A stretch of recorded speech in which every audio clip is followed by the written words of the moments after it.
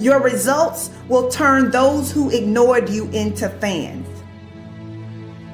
So don't slow your progress because you're trying to convince other people. Don't slow your progress because you're trying to drag too many people with you. Sometimes you're not hitting your goals because you are carrying the weight of those around you. And some people are just not ready to go where you are going, and you've got to recognize that. Do not yield to distractions. Focus on you. So many people dream big dreams, but they never take any action. If you don't believe in yourself, you've already lost the battle. Not believing in yourself is a losing battle because either you won't try at all or you will convince yourself that you can't do it. And when you convince yourself that you can't do it, your results are going to confirm what you believe. And when your results confirm what you predicted, then you're going to say, see, this is who I am. Why should I even try? That is where you begin to fall short of your goals. You fall short of your goals when you predict that you're not going to hit them. And sometimes you're too focused on probability. You're asking yourself, well, what's the likelihood of this happening? Versus focusing on the possibility. Asking yourself, how would my life change if I accomplish this? Ask yourself that question. And don't wait on approval from anyone outside of you. And don't feel bad because you feel like no one is cheering for you. No, you've got to decide that you are your biggest fan. You've got to decide that you're going to finish what you started if you don't have one person supporting you. If nobody acknowledges you, acknowledge yourself. If nobody supports you, support yourself. You achieve your goals only when you are disciplined enough to keep showing up when you don't feel like it. So don't just talk about what you want to happen. Commit to making things happen. Be an action taker. And recognize that you don't have to be jealous of anyone. You don't have to compare yourself to anyone because you have the ability to create the life you want. So how about this? How about you try comparing yourself to the person you were 30 days ago? Over the last 30 days, have you learned and implemented something new? Are you mentally and emotionally stronger than you were 30 days ago? Have you stretched yourself or have you pursued comfort?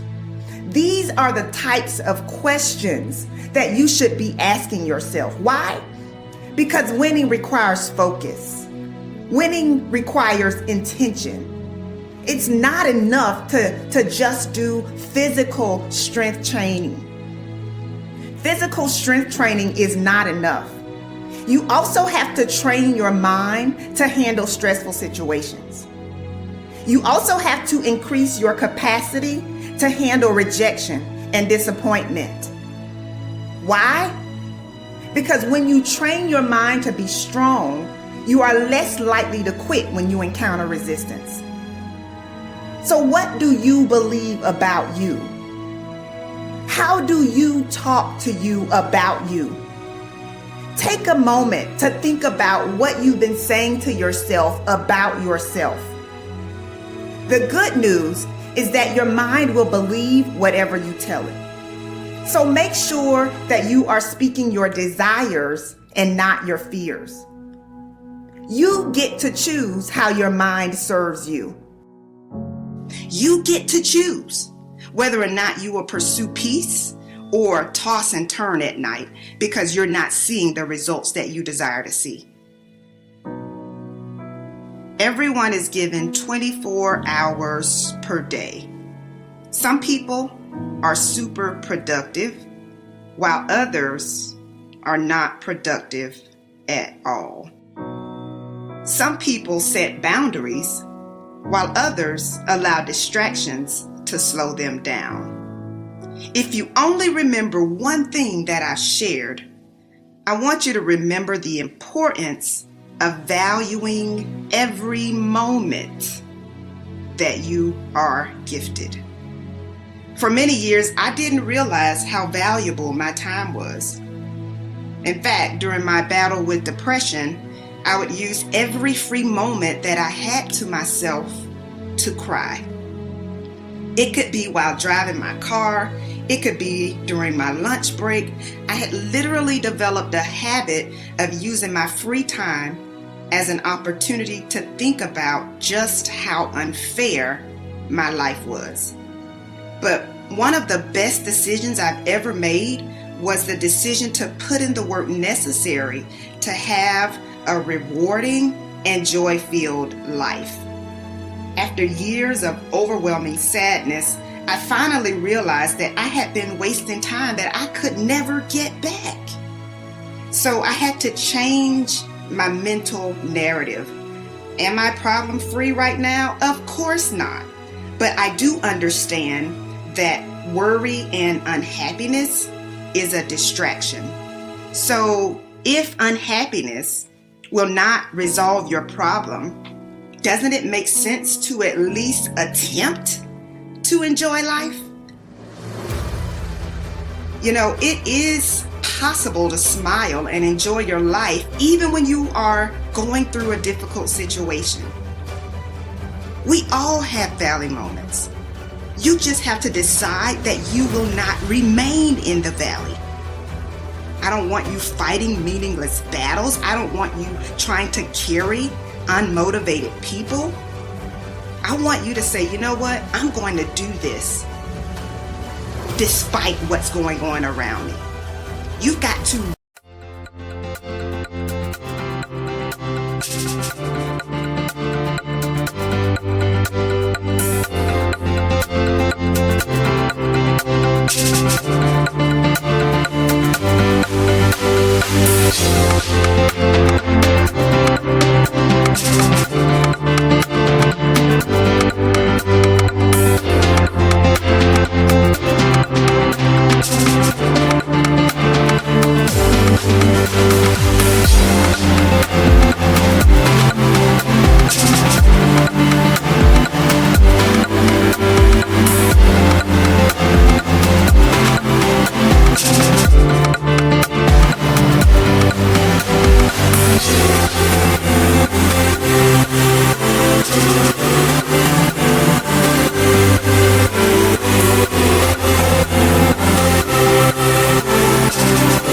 recognize that your now is valuable.